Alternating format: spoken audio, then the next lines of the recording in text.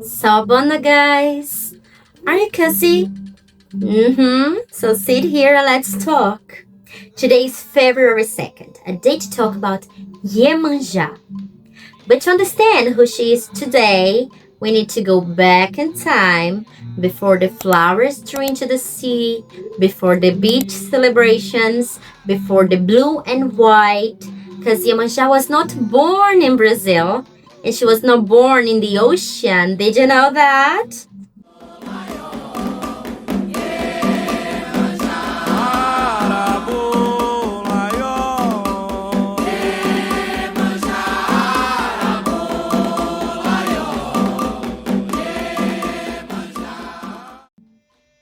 In Africa, her name is Iemanjá. Her names come from Yoruba. Yeye, Omo, Eja, the mother whose children are like fish. Iemanjá is the divinity connected to the origin of life, to continuity. She's a mother in the cosmic sense, the one who makes life go on. That's wonderful, huh? In West Africa, especially in regions that today correspond to Nigeria, Benin, and Togo, the worship of Iemanjá is linked to the inland waters. It's wide, deep, powerful rivers, especially the Iemanjá River. In this context, she is not the goddess of the open sea. She is the great mother of the waters that sustain everyday life. And here, there's something must be made very clear. In fresh water, the one who reigns is Oshun. This is a religious foundation. Oshun governs rivers, waterfalls, gold, love, and the direct fertility of fresh water. Iemanjá is connected to the deep waters, to the maternal principle of life. Confusing, this erases fundamental principles of African derived religions.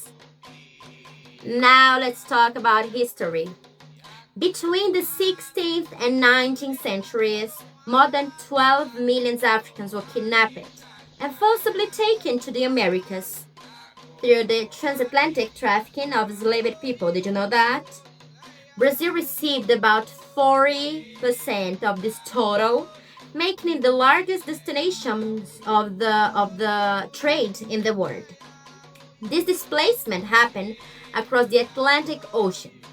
The sea came to represent forced crossing, permanent separations from the homeland, rupture with the African families and kingdoms, the physical and symbolic death of millions.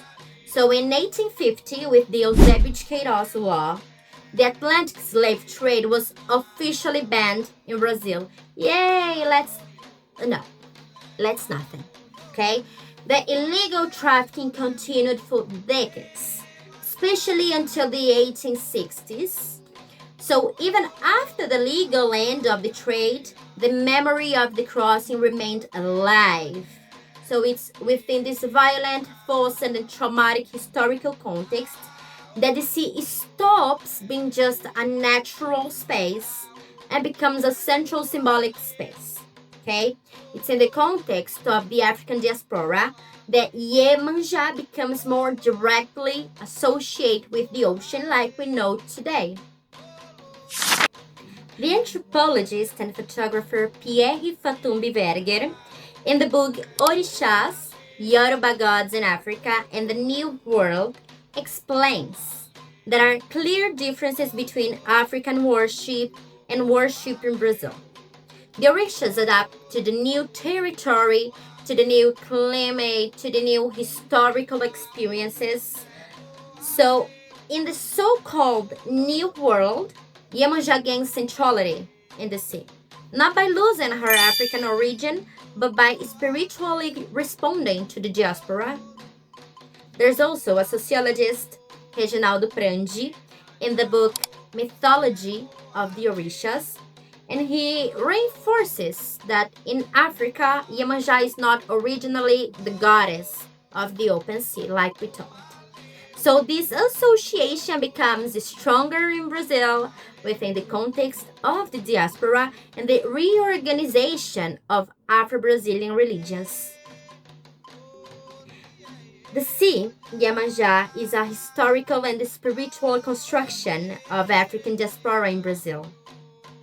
In Candomblé, Iemanjá remains the Great Mother, but she's not just one. She manifests through different qualities, like Iemanjá Soba, linked to the maturity and the quiet care.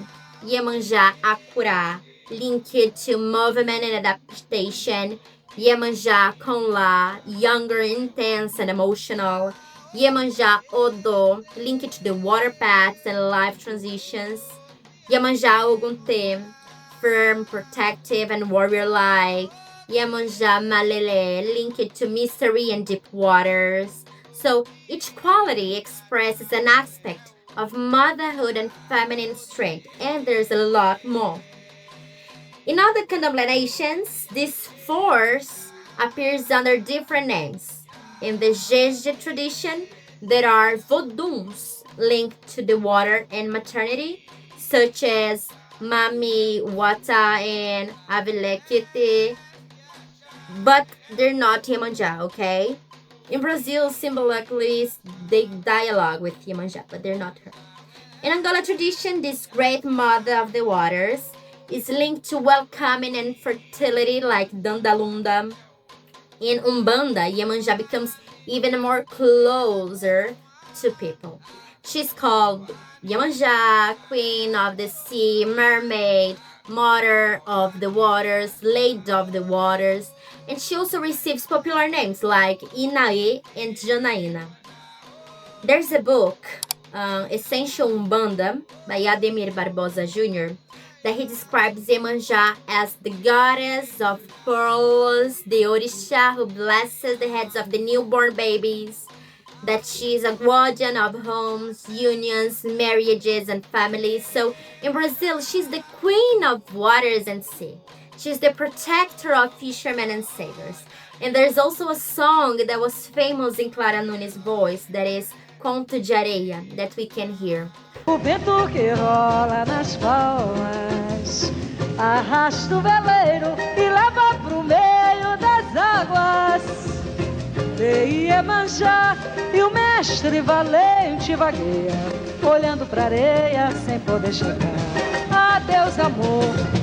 Ogunte maraboca yalan soba, Oloxum inaê janaína Iemanjá.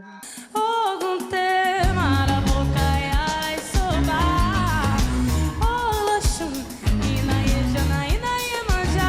São rainhas do mar,